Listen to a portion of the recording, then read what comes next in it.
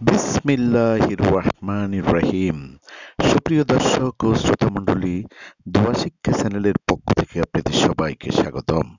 বন্ধুরা, ইসলামের ইতিহাসে কীর্তিমান 10 মুসলিম কিশোরের গল্প নিয়ে আজ আমরা আবার আপনাদের সম্মুখে হাজির হয়েছি।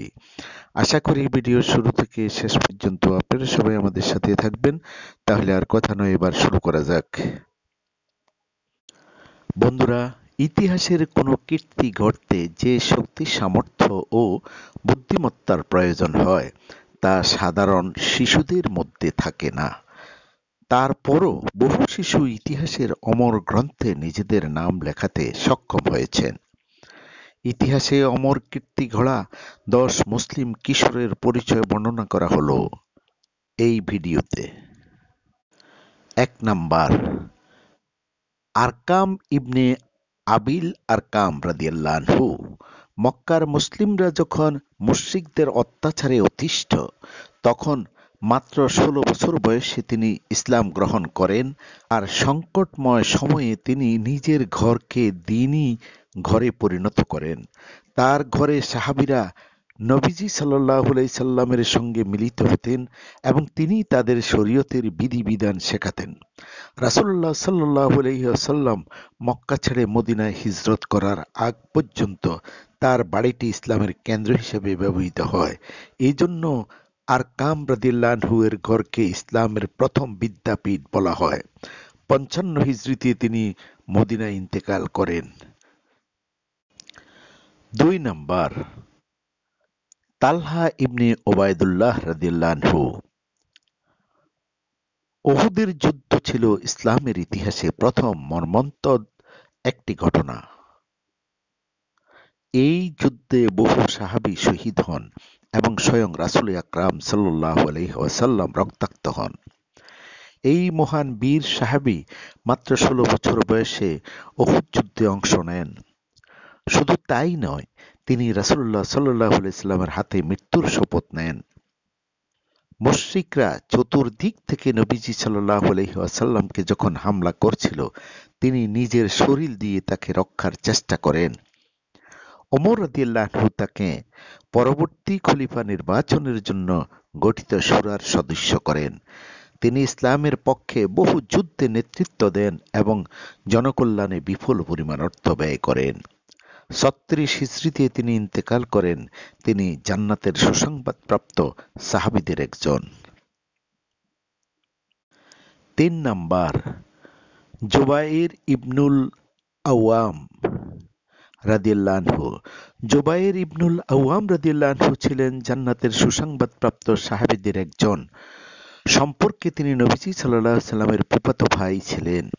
অন্যদিকে তিনি আসমা বিনতে আবু বকর রাদিয়াল্লাহু আনহু এর স্বামী হিসেবেও রাসূলুল্লাহ সাল্লাল্লাহু আলাইহি সাল্লামের আত্মীয় ছিলেন। নবী সাল্লাল্লাহু আলাইহি ওয়াসাল্লাম তাকে নিজের হাওয়ারিয় তথা সাহায্যকারী আখ্যা দেন। তিনি মাত্র 15 বছর বয়সে ইসলামের পক্ষে সর্বপ্রথম তরবারি কোষমুক্ত করেন। এছাড়াও তিনি ঐতিহাসিক ইয়ারমুক যুদ্ধ ও মিশর বিজয়ের সাক্ষী ছিলেন। ওমর রাদিয়াল্লাহু আনহু কর্তৃক গঠিত শুরার সদস্য ছিলেন। তিনি 36 হিজরিতে ইন্তেকাল করেন। 4 নাম্বার, মুয়াজ ও মুয়াউবিজ রাদিয়াল্লাহু আনহু। মুয়াজ বিন আমর রাদিয়াল্লাহু আনহু 13 বছর বয়সে এবং মুয়াউবিজ বিন আফরা রাদিয়াল্লাহু আনহু 14 বছর বয়সে বদর যুদ্ধে অংশগ্রহণ করেন। তাদের অমর কীর্তি হল তারা ইসলামের চরম শত্রু আবু জাহালকে হত্যা করেন। আবু জাহাল নিহত হওয়ার পর মক্কার মুশরিকরা মনোবল হারিয়ে ফেলে এবং মুসলমানের মনোবল ত্বরান্বিত হয়। মুয়াজ রাদিয়াল্লাহু আনহু উসমান রাদিয়াল্লাহু আনহু এর শাসনামলে ইন্তেকাল করেন। মুয়াউবিজ রাদিয়াল্লাহু আনহু 37 হিজরি মতান্তরে 40 হিজরিতে ইন্তেকাল করেন।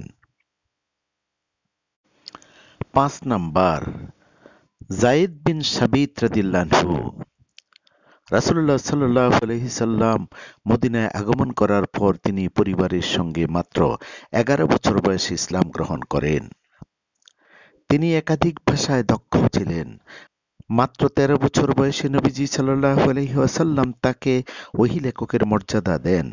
যায়েদ বিন সাবিত রাদিয়াল্লাহু তার জন্য বিভিন্ন বিষয় অনুবাদ করতেন। কুরআন একত্রীকরণের জন্য গঠিত পর্ষদের প্রধান ছিলেন তিনি।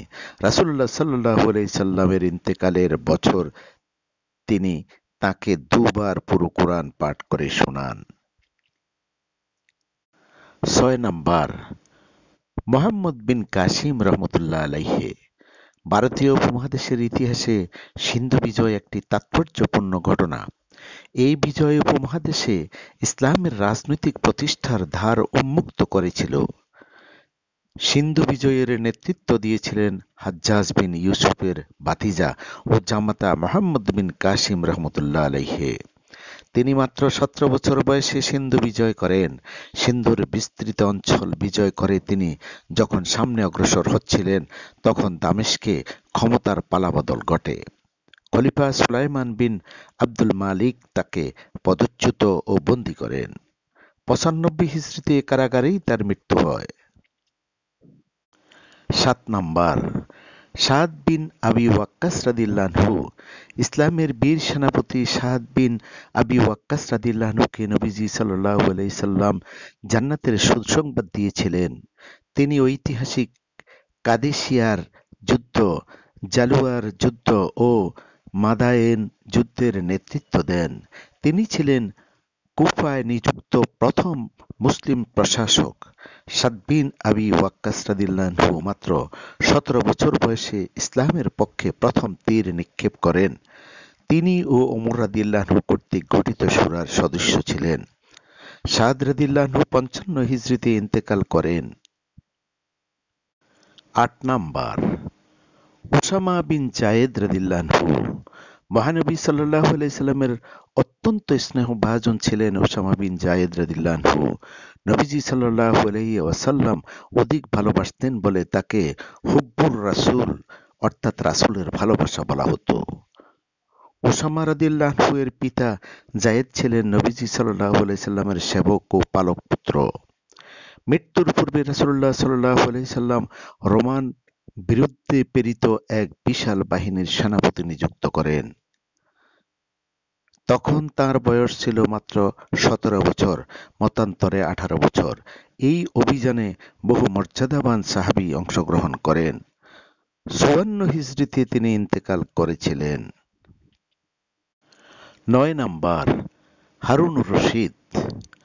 আব্বাসীয় খলিফাদের ভেতর সবচেয়ে পরিচিত মুখ হারুনুর রশিদ।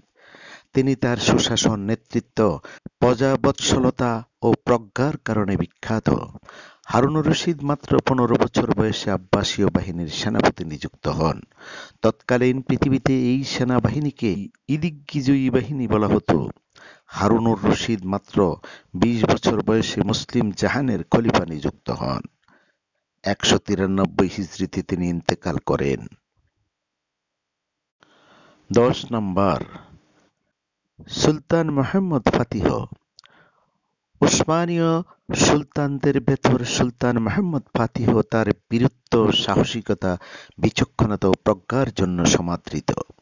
তিনি মাত্র ১৪ বছর বয়সে উসমানীয় সাম্রাজ্যের খলিফা নিযুক্ত হন এবং ২১ বছর বয়সে কনস্টান্টিনোপল বা ইস্তাম্বুল জয় করেন। ঐতিহাসিক এই শহর জয়কারী বাহিনীর জন্য নবীজি সাল্লাল্লাহু আলাইহি ওয়াসাল্লাম সুসংবাদ দিয়েছিলেন। তিনি ৮৮৬ হিজরিতে ইন্তেকাল করেন। বন্ধুরা, ভিডিওটি যদি ভালো লাগে তাহলে একটি লাইক দিন, শেয়ার ও সাবস্ক্রাইব করে আমাদের সাথে থাকুন। আজ এই পর্যন্ত, আবার দেখা হবে অন্য কোনো ইসলামিক ভিডিও নিয়ে। আসসালামু আলাইকুম ওয়া রাহমাতুল্লাহি ওয়া বারাকাতুহু।